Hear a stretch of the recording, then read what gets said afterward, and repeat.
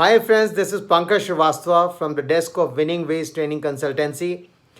After a brief lull, I am once again back with today's topic of Johari window. Now friends, this Johari window is very important to understand in order to maintain a good interpersonal relationships. Because I must say that your technical prowess, your technical knowledge, subject knowledge, everything is going to take you in your career only up to a certain extent. Beyond that, your growth is completely dependent. How do you get along with people, with your bosses, with your subordinates, with your colleagues also in the organization? And to understand that Johari window understanding is very important. Now, please appreciate, friends, that this Johari window instrument was suggested by Joseph Luft and Harry Ingham somewhere in 1955. So, even for last almost 65 years, it has been the cornerstone in the management of interpersonal relationships. So, what is that Johari window all about? Now, Johari window basically talks about four scenarios, right? And the first scenario is where your behavior, your all the other traits is known to you also as less to your other colleagues also to the other persons. Like for instance, how do you talk? What are your preferences in life? What are your moods? What are your idiosyncrasies? Everything. So you also know that these are my behaviors, and same is the case with other persons also. They are also aware. The second situation is where you know about yourself, you know about your fears, you know about your happiness, but the others are not aware. That is known as hidden area or facade. Now, just to give you an example, that some 20 years back, when I got promoted as RBM and I was supposed to interact with group of people, my team was comprising of around some 45 people. I knew that what sort of nervousness used to be there, what sort of anxiety used to be there before the talk, and I used to always hide that. And other people, those who were attending my sessions, they were not able to understand what was going on in my mind, right? So I was able to hide it, but I knew what was my fear, what was my anxieties, but others were not able to understand that. The third scenario is where nobody knows, neither you knows your potential nor your colleagues, your other people, they know your potential. So these are the areas which are unexplored. Like for instance, suppose I have not gone on a mountaineering, so I do not know whether I will be able to climb, say, 3000 feet or 4000 feet. Others also don't have any idea because they have also not gone along with me. So if we jointly decide, okay, fine, we both are going to go for, say, mountaineering, and that is the only time we will realize, whether I am able to go, whether I am not able to go, what happens to me, to what extent I am, tired, etc. Now, the fourth stage, fourth quadrant is very, very important, where you do not know your problems, but the others, they know your weaknesses, right? Now, this you will only come to know provided with all humility you are asking for some feedback, right? Because once you take that feedback from the others, then only you will come to know about your blind spots. These are known as blind spots. Now, sometimes, you feel that, look, these are your strengths, but actually, these are your weaknesses. And I want to give you one live example on that. Friends, I always felt that I have got one great strength, and that was the punctuality, which I inherited perhaps from my father.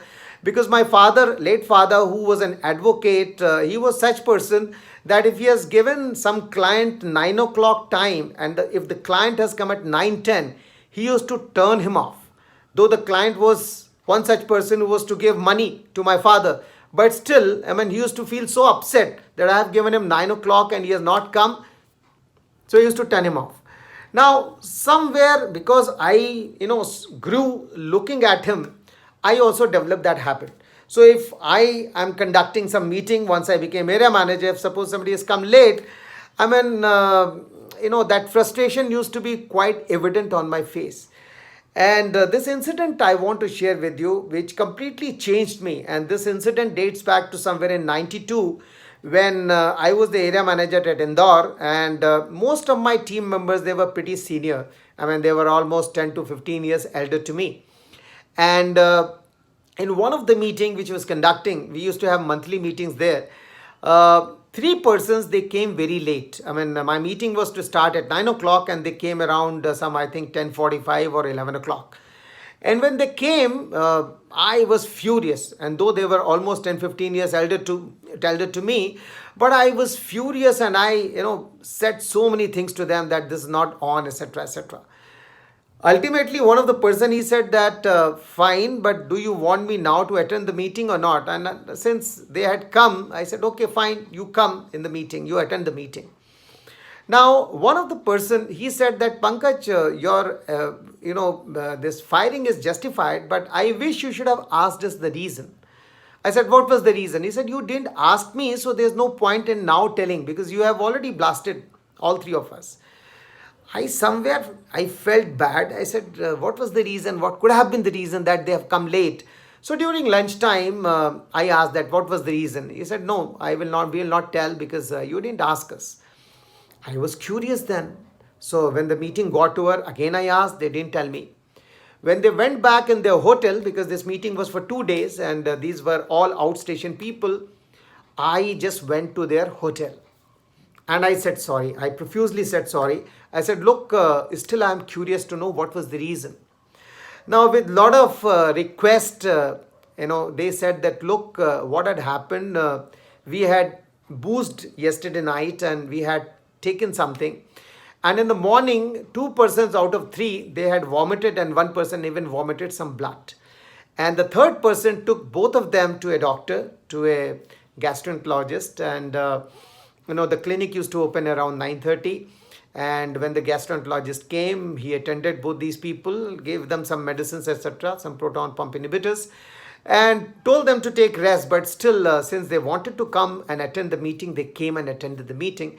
And here, the area manager, without asking any reason, was firing them. Now, I felt so bad, I can't tell you. I mean, I came back that day night and was feeling extremely, extremely bad that, look, why is it so that I didn't ask that reason? Now, subsequent to that, not that my behavior changed towards punctuality. No, I was still very punctual and I always insisted that people should be punctual. But in case somebody had come late, because I knew my blind spot, at least I always wanted to ask the reason. And if the reason was justified, I used to empathize and then accordingly take the decision. So sometimes, you are not aware about your blind spot. Sometimes you feel these are my strengths, and which turns out to be blind spot because of your behavior, which you feel that's absolutely right. It puts off other people.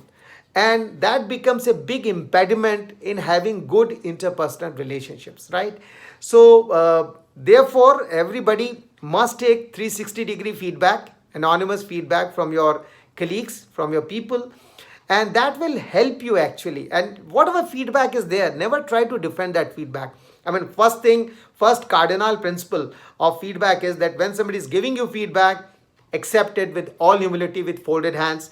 Thank you very much. That's all. And do the introspection.